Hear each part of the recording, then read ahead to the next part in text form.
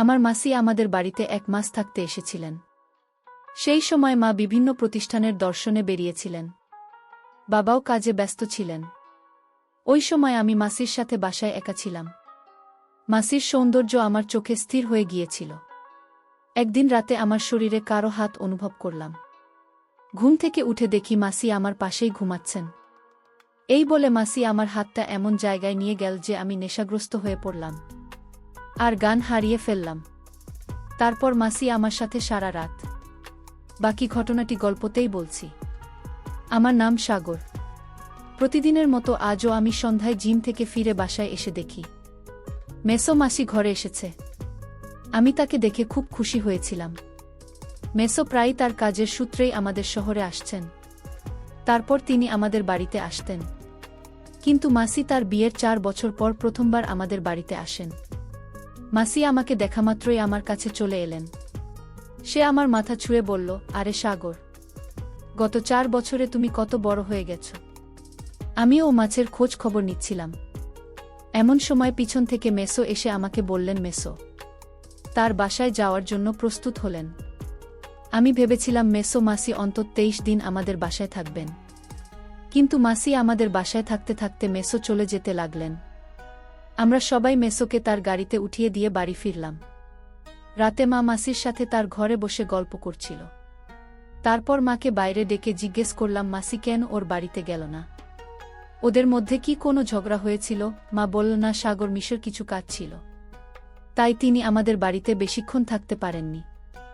আর তোমার মাসেই শহরের একজন ডাক্তারের কাছে 1 মাস ধরে চিকিৎসা নিচ্ছেন এবং তিনি আগামী 1 মাস আমাদের বাড়িতে থাকবেন। এটা তোমার জন্য আনন্দের বিষয় হবে, কারণ এখন আমি আমার বন্ধুদের সাথে যাচ্ছি। এমন পরিস্থিতিতে তোমার খাবার দাবারের সমস্যা হতে পারে, কিন্তু এখন আর দাসী খুঁজতে হবে না। তোমার মাসি ঘরের সব কাজ করবে। মনে করলেন এই ব্যাপারটা ঠিক আছে, তাই আমি আমার রুমে চলে গেলাম। মাসি কোনো চিকিৎসার জন্য এসেছেন? আমি এটা জিজ্ঞেস করিনি। মাসির আগমনের আগে মা কলোনির এক বন্ধুকে নিয়ে মন্দিরে যাওয়ার পরিকল্পনা করেছিলেন। তার যাত্রা হবে 2 দিনের মধ্যে। এখন সে কয়েকদিন বাড়িতে থাকবে না এবং এটা সে মাছিকে আগেই জানিয়েছিল। মাসি বললেন, তুমি কোনো চিন্তা না করে দর্শনে যাও দিদি, আমি ঘরের সব কাজ করব আর সাগরকে খুব ভালো করে দেখাশোনা করব। এরপর দিন পরিকল্পনা মাফিক মা তার বন্ধুদের নিয়ে ঘুরতে রওনা হলেন। তার যাত্রা ছিল 15 দিনে।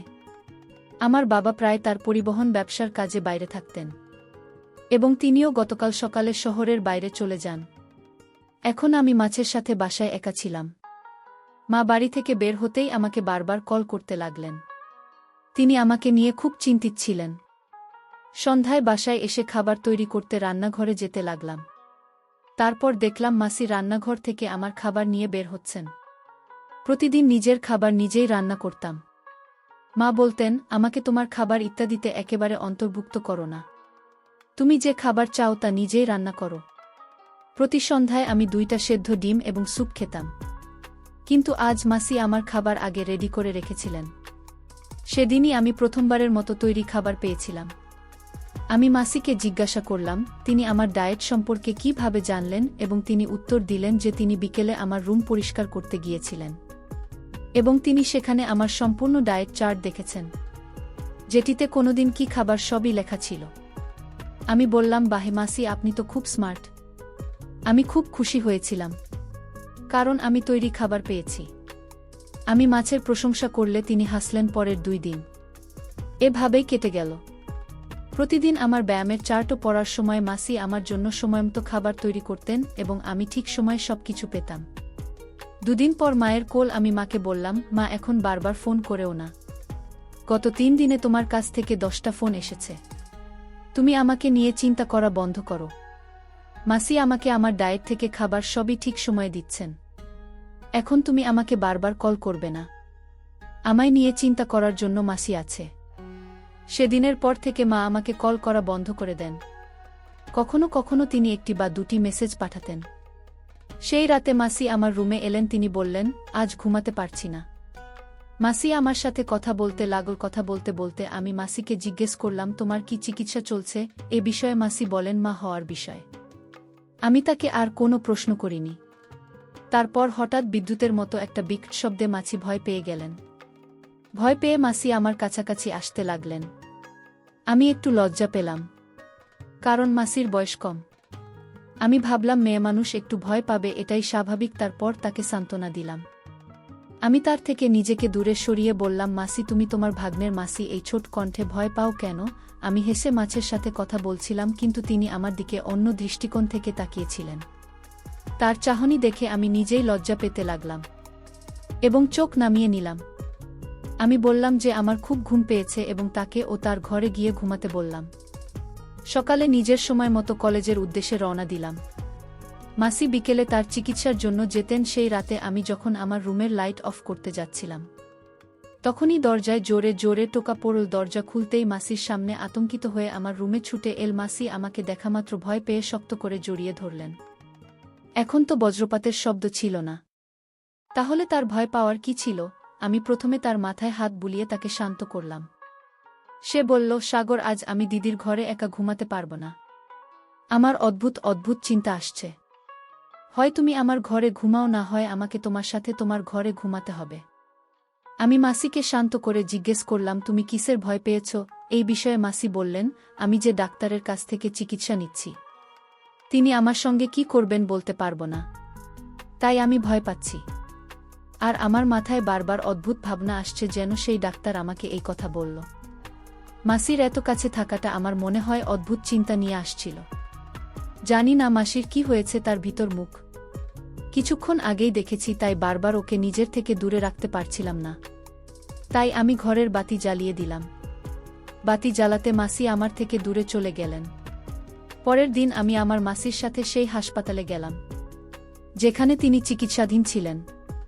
আমি হাসপাতালের পরিবেশ তো আমার ঠিকই লাগে এবং ডাক্তার মাসিকে চিকিৎসা করতে লাগল। সে অনেক বড় মতো ছিল। মাসি আমাকে তার সম্পর্কে কেন এমন কথা বলছিল? মাসেই চিকিৎসা শেষ করে বেরিয়ে এল, তার মুখ বিষণ্ণ দেখাচ্ছিল। আমি যখন তাকে তার মুখ বিবর্ণ হয়ে যাওয়ার কারণ জিজ্ঞেস করলাম, সে বলল, কিছু না, আমি প্রতিদিন এই চিকিৎসা পেয়ে বিরক্ত হয়ে গেছি। মাসির বিষণ্ণ মুখ দেখে তাকে বললাম, চিকিৎসার কথা বাদ দিন, আজ আমি তোমাকে আমার সাথে সিনেমা দেখতে নিয়ে যাব। আমি ভাবলাম সে একটু ঘুরবে কি না, তাহলে হয়তো সে কিছুটা স্বস্তি পাবে, কারণ গ্রামে সিনেমা হল কোনো জিনিস ছিল না এবং মেসো মাসিকে খুব একটা বেড়াতেও নিয়ে যেতেন না। আমি এটা খুব ভালো করেই জানতাম, যত তাড়াতাড়ি সে শুনল যে আমি তাকে বেড়াতে নিয়ে যাচ্ছি, মাছির মুখ উজ্জ্বল হয়ে উঠুন। অর্ধেক মুভি দেখার পর মাসি আমার হাত ধরে কিছুক্ষণের মধ্যেই আমার কাঁধে মাথা রেখে ঘুমিয়ে পড়লেন। বাসায় আসতেই মাসি বললেন, সাগর, আজকে তুমি আমায় একটা স্মরণী দিন করে দিল, আমি এই দিন ভুলব না। তিনি আরও বললেন, আজ মনে হচ্ছিল আমি নিজের সাথে না, আমার প্রিয়জনের সাথে গেছিলাম। মাসের কথা বলা বন্ধ করে দিন। কিন্তু আমি বুঝতে পারলাম প্রিয় বলতে কি বোঝাতে চাই। আমি তোর কথা এসেছিলাম এবং তাকে বাড়িতে রেখে আমার জিমে চলে গেলাম। আমি জিম থেকে ফেরার সাথে সাথে রাতের খাবার খেয়ে স্নান করতে গেলাম। স্নানের পর রুমে গান শুনে মনকে সতেজ করছিলাম।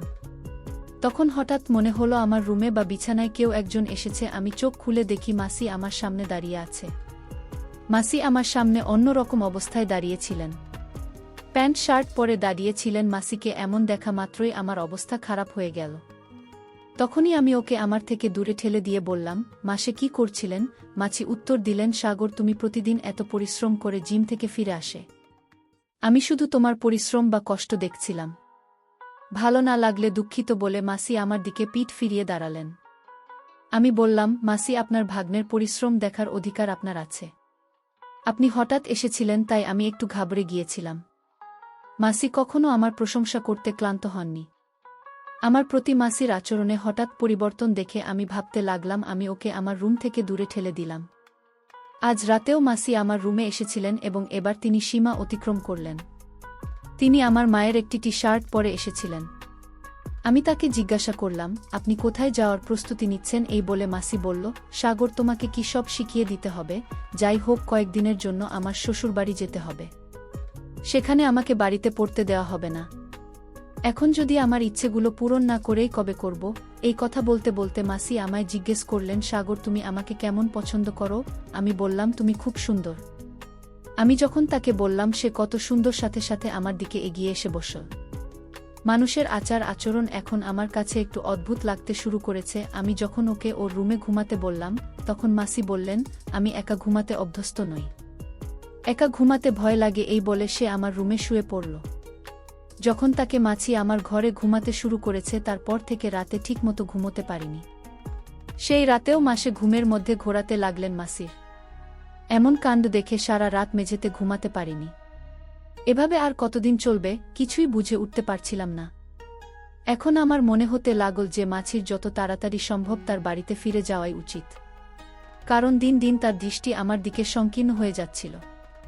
পরের দিন দুপুর 2টায় ঘুম থেকে উঠে রেডি হয়ে ঘর থেকে বেরিয়ে দেখি বাবা বাইরে। আমাকে দেখামাত্রই বাবা বললেন, সাগর উঠেছে, উঠতে এত সময় লাগার কিভাবে? আমি বাবার কাছে মাসির অভিযোগ করিনি। আমি তাকে মিথ্যা বলেছিলাম যে আমি রাতে সিনেমা দেখেছি, তাই দেরি করে ঘুমিয়েছিলাম। বাবা বলল, ঠিক আছে। ও খাবার খেয়ে বিশ্রাম নিতে চলে গেল। বাবা বাড়িতে এলে কিছুটা স্বস্তি পেলাম বা বিশ্রাম নিতে রুমে চলে গেলেন। ঠিক তখনই মাসি আমাকে খাবার টেবিলে খেতে বসিয়ে দিলেন। সে আমাকে এভাবে খাবার পরিবেশন করছিল যেন সে আমার নতুন বউ। কোনোরকমে মাথা নিচু করে খাবার খেলাম। সেই রাতে আমি ভালো ঘুমিয়েছিলাম, কারণ বাবা বাড়িতে ছিলেন বলে মাসি আমার রুমে আসেনি। রাতে বাবা আমার রুমে শুয়েছিলেন। পরের দিন বাবা নাস্তা করে চলে যাওয়ার সময় বাবা বললেন, আমি 4 দিন পর বাড়ি ফিরব। মানে বাবা বাড়িতে এসেছেন মাত্র 1 দিনের জন্য। বাবা, তুমি 4 দিন বাড়িতে থাকবে না? এ কথা শুনে মাসির মুখের ভাব বদলে গেল। সে হঠাৎ অদ্ভুত চোখে আমার দিকে তাকাতে শুরু করল। বাবা চলে যাবার সাথে সাথে আমি আমার রুমে গেলাম জিনিসপত্র সংগ্রহ করতে, সবকিছু জোগাড় করে। যখন হলে এলাম তখন আমার পরনে ছিল একটি মাত্র জুতা। ঠিক তখনই মাসির চিৎকারের আওয়াজ শোনা গেল। তার চিৎকার শুনে আমি দৌড়ে সেখানে যাই। সাগর, তাড়াতাড়ি ভিতরে, সে আমাকে বাঁচাও। মাছি বারবার এই কথা বলছিল। তার চিকিৎসা এখনো কয়েকদিন বাকি ছিল, তাই তার কিছু হতে পারে এই ভয়ে আমি খুব ঘাবড়ে গিয়েছিলাম। তারপর সোজা বাথরুমে ঢুকলাম। যে আমি বাথরুমে গেলাম সেখানে আমি গরম জলের বাষ্প দেখিনি, গিজার লিক হতে দেখিনি। সেখানে আমি এমন কিছু দেখেছি যা আমার দেখা উচিত হয়নি মাসিকে। আমি এমন অবস্থায় দেখলাম যে অবস্থায় তাকে দেখা আমার উচিত ছিল না। আমাকে এখান থেকে যেতে দাও। আমি তাকে বললেও মাসি আমাকে ছাড়তে রাজি ছিলেন না। তখন আমি বললাম, এখন আমাকে ছেড়ে না গেলে আমি মাকে ফোন করে সব খুলে বলবো। আমি মায়ের নাম নেওয়ার সাথে সাথে মাসি আমার থেকে মুখ ফিরিয়ে নিয়ে বলতে লাগলেন, সাগর প্লিজ, দিদিকে কিছু বলবে না। এবং সে আমাকে মিনতি করতে লাগল।